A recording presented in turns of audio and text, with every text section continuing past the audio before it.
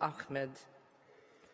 Prime Minister Abiy, the award bestowed upon you rests on three major achievements. First, your crucial role in creating peace between Eritrea and Ethiopia. And second, your efforts to build democracy in Ethiopia by strengthening civil liberties and developing institutions. And third, but not least, the award is given to you for your contribution to peace and reconciliation processes in East and Northeast Africa. For almost 3 decades, there has been serious discord between Eritrea and Ethiopia, at times even full war between the two countries. The hostilities have involved land disputes, military clashes along your common borders, and a permanent breach in diplomatic and political relations. Since 2002, it has been developed into what has become known as a no peace, no war situation. Prime Minister Abiy, you have been called the man of the moment, since during your first days in office as Prime Minister, you recognized the impetus which the transitional moment gave you and swiftly addressed the deadlocked situation. You seized the initiative and were the main architect behind the peace negotiations that were successfully conducted with Eritrea. However, without the positive response of President Isaias Afwerki, the conclusion of the two peace treaties would not have been possible. This has brought significant changes. The two nations of Eritrea and Ethiopia have in fact declared peace. That in itself is a major step forward. The peoples of the two countries are increasingly able to travel and reunite. Border disputes have been settled and demarcation lines have been drawn up in accordance with the arbitration ruling of an international boundary commission back in 2002. Political and diplomatic relations have been restored. However, much work remains to fully implement the intentions of the peace agreements.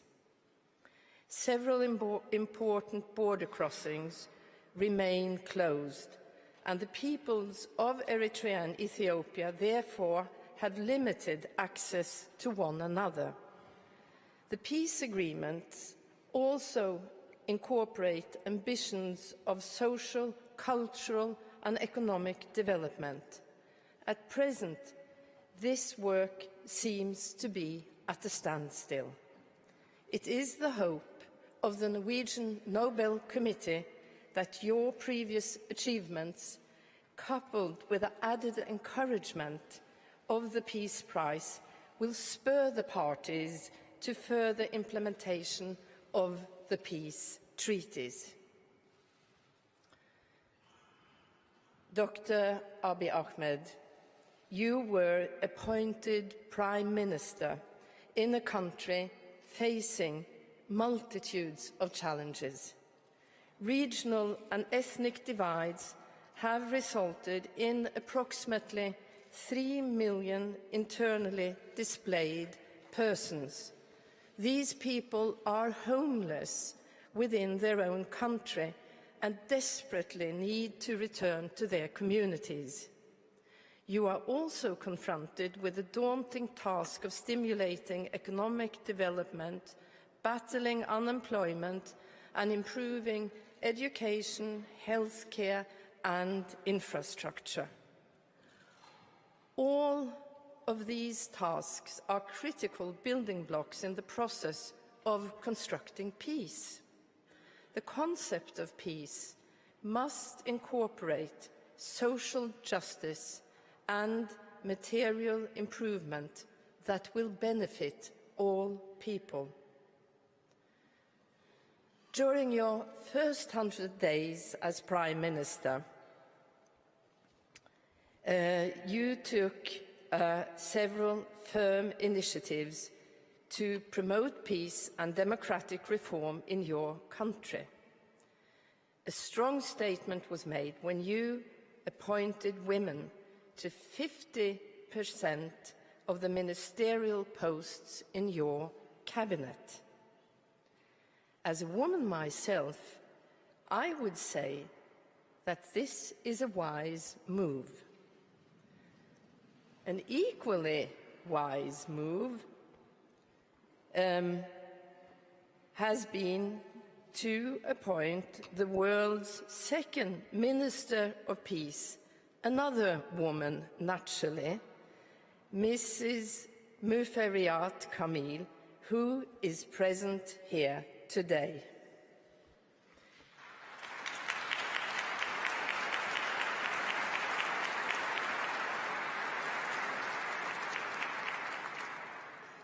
Even the President of Ethiopia is now a woman, in addition to which you have appointed a female Supreme Court Chief Justice. Mr. Prime Minister, lifting the existing state of emergency was a matter of urgency for you.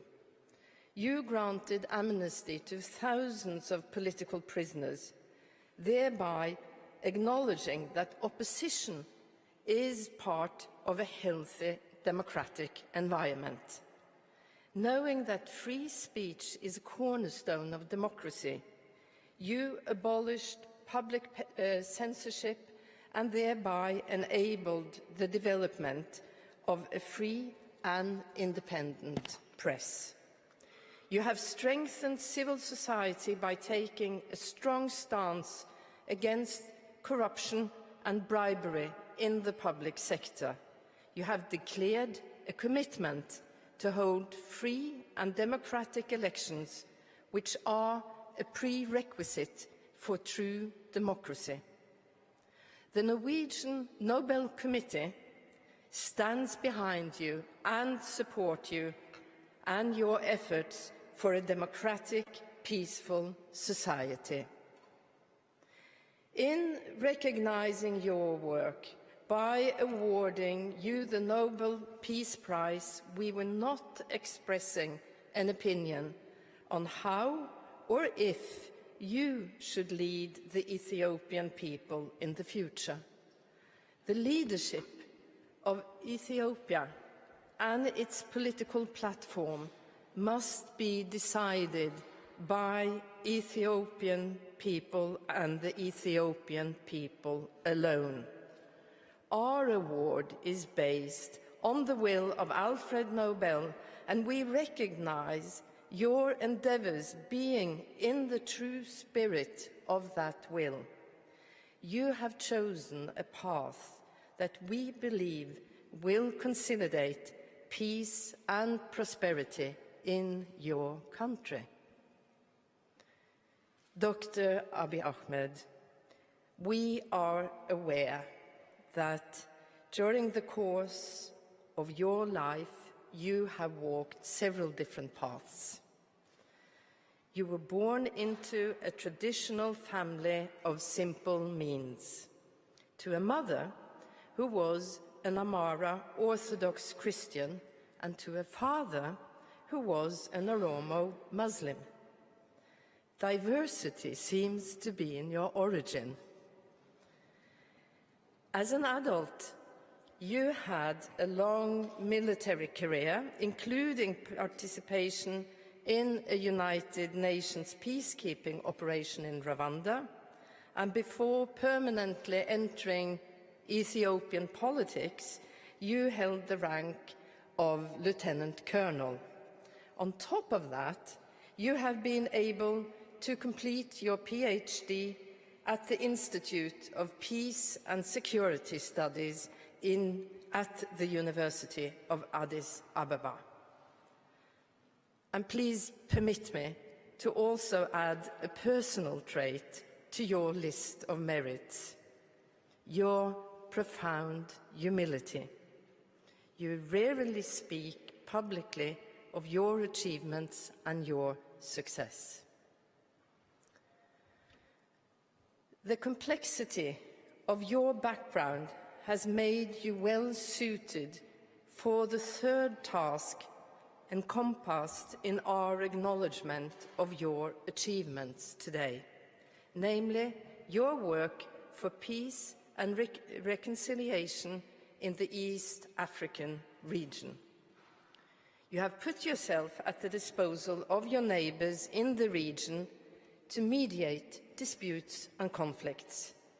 In Sudan, you have mediated between the military regime and the civil opposition to find a transitional solution in the aftermath of Omar al-Bashir's leadership. Your efforts have been much appreciated by the parties involved, and it has resulted in a signing of a draft constitutional declaration which aims at ensuring a smooth transition into civil rule.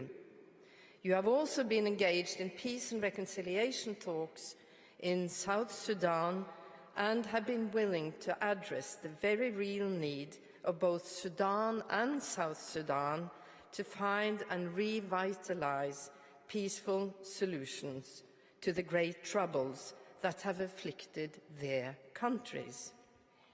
Additionally, you have sought to mediate between Kenya and Somalia in their protracted conflict over rights to a disputed marine area. There is now hope for a resolution to this conflict. And finally, you made crucial contributions to normalizing the diplomatic and political relationship between Djibouti and Eritrea. You have, by this, demonstrated an understanding that peace among neighbours is essential in a troubled region. You have made common cause with all the stakeholders from Eritrea, Djibouti, Sudan, South Sudan and Kenya, who have participated in promoting mediation and peaceful resolution. You represent a new generation of African leaders who realise that armed conflict and ethnic hostilities must be resolved by peaceful means. This year's Peace Prize is a recognition of all the efforts made by all the nations and individuals involved. They say that good news rarely arrives from the Horn of Africa. Historically, good news did in fact come from Africa. Ethiopia is the cradle of humankind. The first Homo sapiens emigrated from the territory of your country. In this sense, we are all Ethiopians.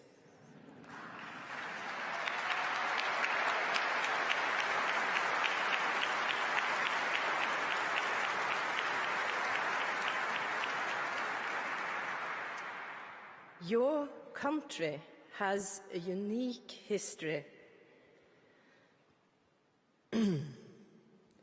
also within an African context, since it was never colonialized by any Western power. It is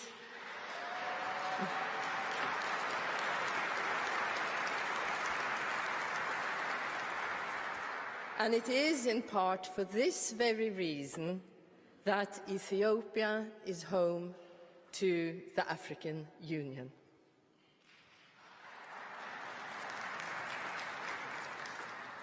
But the good news of today is your endeavours to establish a new order of peace initiatives, openness and peaceful mediation to find new solutions to old disputes.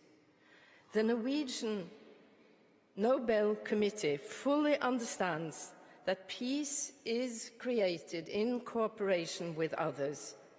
But when we are awarding the Peace Prize to you as an individual, because you have personally made an extraordinary difference across several arenas, it is the totality of your efforts that convinced us that it is you, Mr. Prime Minister, who have made the most significant contribution to peace in the past year. In phrasing my statement this way, I am, in fact, quoting the terms of the will of Alfred Nobel. You have also fulfilled another requirement according to the will, namely to strengthen fraternity, both between peoples and between nations. The first African to receive the Nobel Peace Prize, Albert Luthuli, eloquently expressed the vision of the Peace Prize in his acceptance speech here in Oslo on 10 December 1961. Speaking as Minister of the Church shortly before the Christmas holidays, he said, "May the day come soon when the people of the world will rouse themselves and together effectively stamp out any threat to peace in whatever quarter of the world it may be found. When that day comes, there shall be peace on earth and goodwill amongst men, as was announced by the angels." Albert Luthuli's vision probably exceeded even Alfred Nobel's imagination. But we can use it as an ideal and inspiration to create more justice, more fraternity, and more peace. But if we are to achieve that goal, we must get to work. And that is exactly the job you have taken upon yourself. Thank you.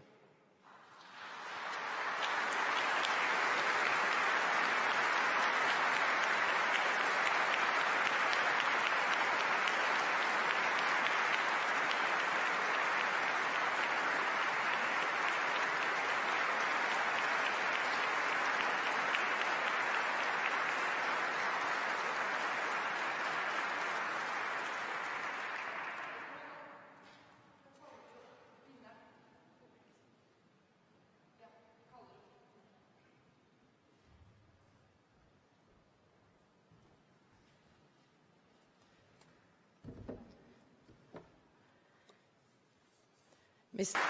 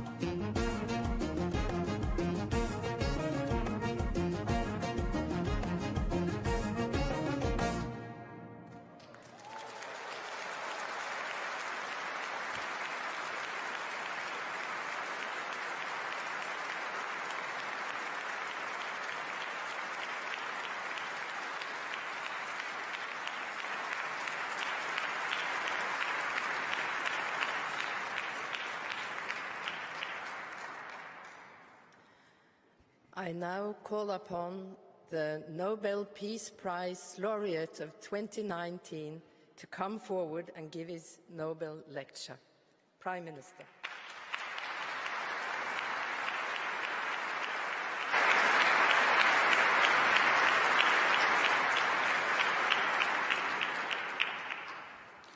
Your Majesties, Your Royal Highnesses, distinguished members of the Norwegian Nobel Committee, fellow Ethiopians, fellow Africans, citizens of the world, ladies and gentlemen. Trust and commitment were vital in ending the two-decade deadlock between our countries. I also accept this award on behalf of Africans and citizens of the world for whom the dream of peace has often turned into a nightmare of war.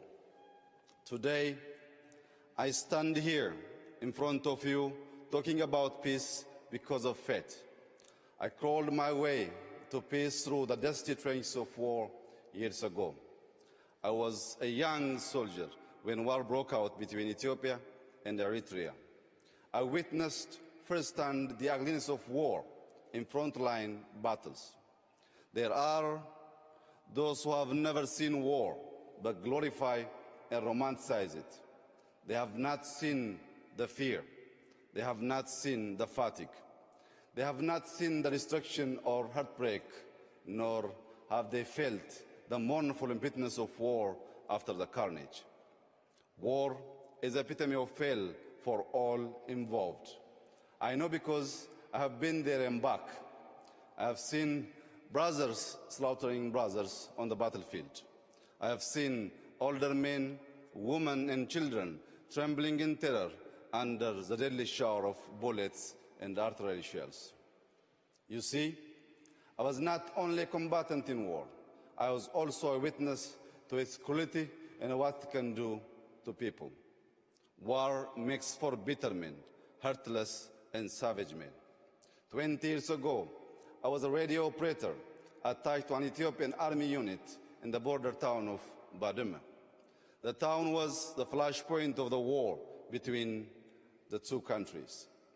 I briefly left the Foxwell in the hopes of getting a good antenna reception.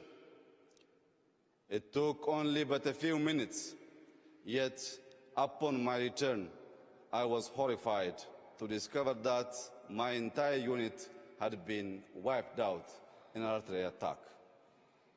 I still remember my young comrade in arms who died on that ill-fated day. I think of their families too. During the war between Ethiopia and Eritrea, estimated 100,000 soldiers and civilians lost their lives. The aftermath of the war also left untold numbers of families broken. It also permanently shattered communities on both sides. Massive destruction of infrastructure further amplified the post-war economic burden. Socially, the war resulted in mass displacements, loss of livelihoods, deportation, and denationalization of citizens. Following the end of active armed conflict in June 2000, Ethiopia and Eritrea remained deadlocked in stalemate of no war, no peace for 2 decades. During this period, families were split over borders, unable to see or talk to each other for years to come.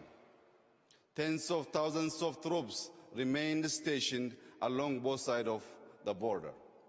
They remained on edge, as did the rest of the country and region. All were worried that any small border clash would flare into a full-blown war once again. As it was, the war and the stalemate that followed were threats for regional peace, with fears that a resumption of active combat between Ethiopia and Eritrea would destabilize the entire home region. And so, when I became Prime Minister about 18 months ago, I felt in my heart that ending the uncertainty was necessary. I believed peace between Ethiopia and Eritrea was within reach. I was convinced that the imaginary wall separating our two countries for much too long needed to be torn down. And in its place, a bridge of friendship, collaboration, and goodwill has to be built to last for ages. That's how I approached the task of building peace, a peace bridge with my partner, President Isaias Afwerki. We were both ready to allow peace to flourish and shine through. We resolved to turn our swords into plowshares and our spears into pruning hooks for the progress and prosperity of our people. We understood our nations are not enemies, and instead we were victims of the common enemy called poverty. We recognized that while our two nations were stuck on all the grievances, the world was shifting rapidly and leaving us behind. We agreed we must work cooperatively for the prosperity of our people and our region.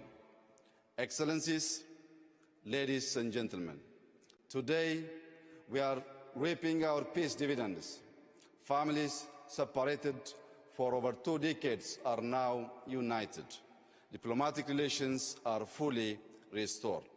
Air and telecommunication services have been reestablished, and our focus has now shifted to developing joint infrastructure projects that will be a critical lever in our economic ambition. Our commitment to peace between our two countries is ironclad. One may wonder how it is that a conflict extending over 20 years can come to an amicable resolution. Allow me to share with you a little about the beliefs that guide my actions for peace. I believe that peace is an affair of the heart. Peace is a labor of love. Sustaining peace is hard work, yet we must cherish and nurture it. It takes a few to make war, but it takes a village and a nation to build peace. For me, nurturing peace is like planting and growing trees. Just like trees need water and good soil to grow, peace requires unwavering commitment, infinite patience, and goodwill to cultivate and harvest its dividends. Peace requires good faith to blossom into prosperity, security, and opportunity. In the same manner, trees absorb carbon dioxide to give us life and oxygen. Peace has a capacity to absorb the suspicion and doubt that may cloud our relationship. In return, it gives back hope for the future, confidence in ourselves, and faith in humanity. The humanity I speak of is within all of us. We can cultivate and share it with others if we choose to remove our masks of pride and arrogance. When our love for humanity outgrows our appreciation of human vanity, then the world will know peace. Ultimately, peace requires an enduring vision, and my vision of peace is rooted in the philosophy of Madamar. Madamar, an Amharic word, signifies synergy, convergence, and teamwork for a common destiny. Madamar is a homegrown idea that is reflected in our political, social, and economic life. I like to think of Madamar as a social compact for Ethiopians to build a just, egalitarian, democratic, and humane society by pulling together our resources for our collective survival and prosperity. In practice, Madamar is about using the best of our past to build a new society and a new civic culture that thrives on tolerance, understanding, and civility. At its core, Madamar is a covenant of peace that seeks unity in our common humanity. It pursues peace by practicing the values of love, forgiveness, reconciliation, and inclusion. Excellencies, ladies and gentlemen, I come from a small town called Bashasha, located in the Oromia region of western Ethiopia. It is in Bashasha that the seeds of Madamar began to sprout. Growing up, my parents instilled in me and my siblings an abiding faith in humanity. Madamar resonates with the proverb, I am my brother's keeper, I am my sister's keeper. In my little town, we had no running water, electricity, or paved roads, but we had a lot of love to light up our lives. We were each other's keepers.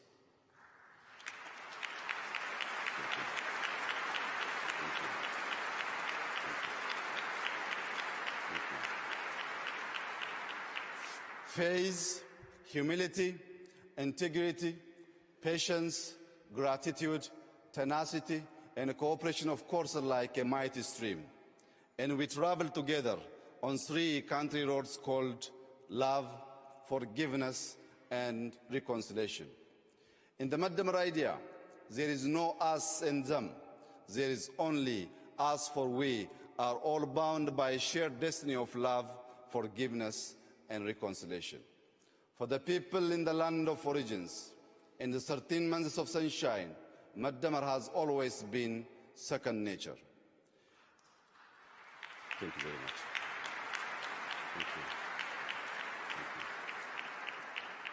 you. Ethiopians maintained peaceful coexistence between the followers of the 2 great religions because we always came together in faith and worship.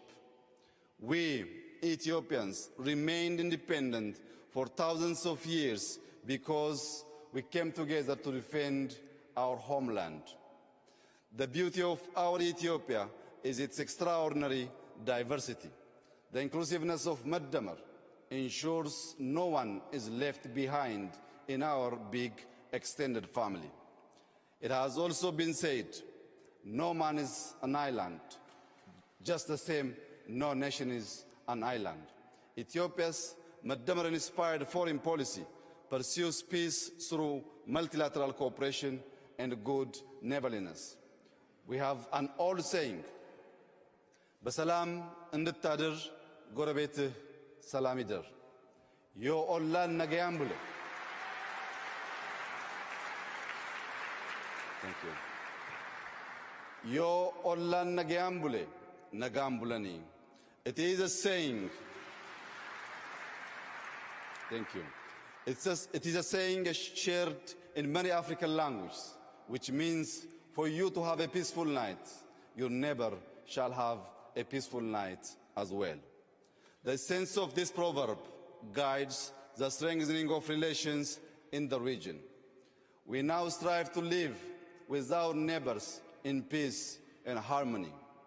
The Horn of Africa today is a region of strategic significance.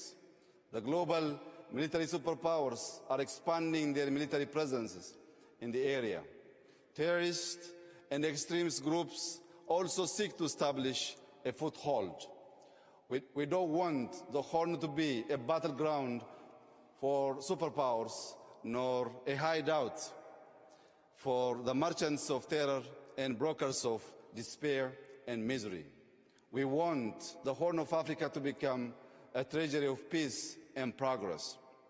Indeed, we want the Horn of Africa to become the horn of plenty for the rest of the continent. Excellencies, ladies and gentlemen, as a global community, we must invest in peace.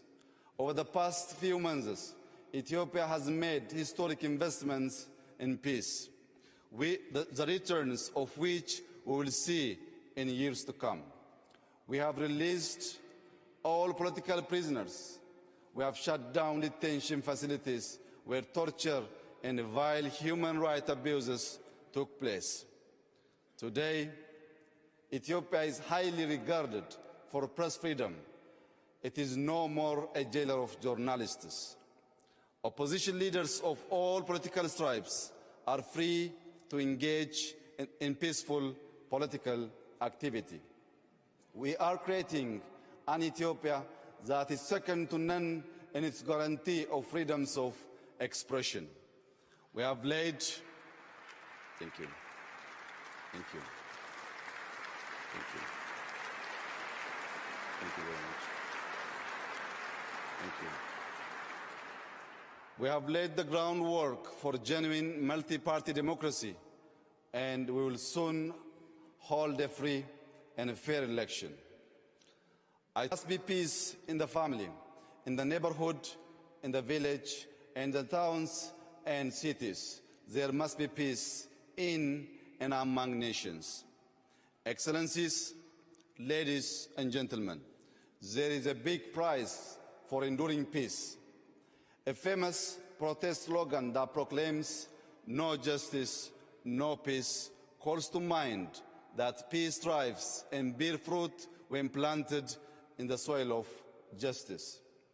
The disregard for human rights has been the source of much strife and conflict in the world.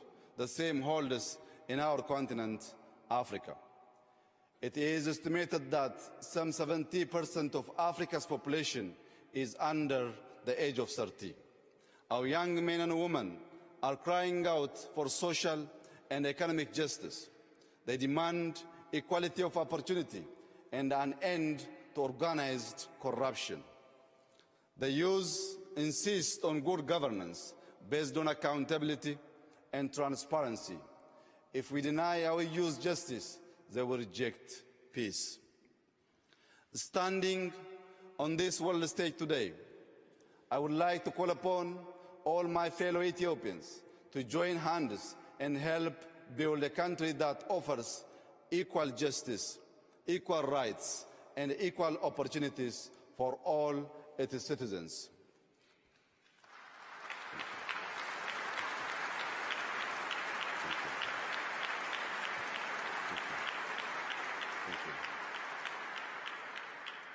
I would like to especially express that we should avoid the paths of extremism and division powered by politics of exclusion. Our accord hangs in the balance of inclusive politics. The evangelists of hate and division are wreaking havoc in our society using social media. They are preaching the gospel of revenge and retribution on the airwaves. Together, we must neutralize the toxin of hatred by creating a civic culture of consensus-based democracy, inclusivity, civility, and tolerance based on Madamar principles. The art of building peace is a synergistic process to change hearts and minds, beliefs and attitudes that never cease. It is like the work of struggling farmers in my beloved Ethiopia. Each season, they prepare the soil, sow seeds, and control pests.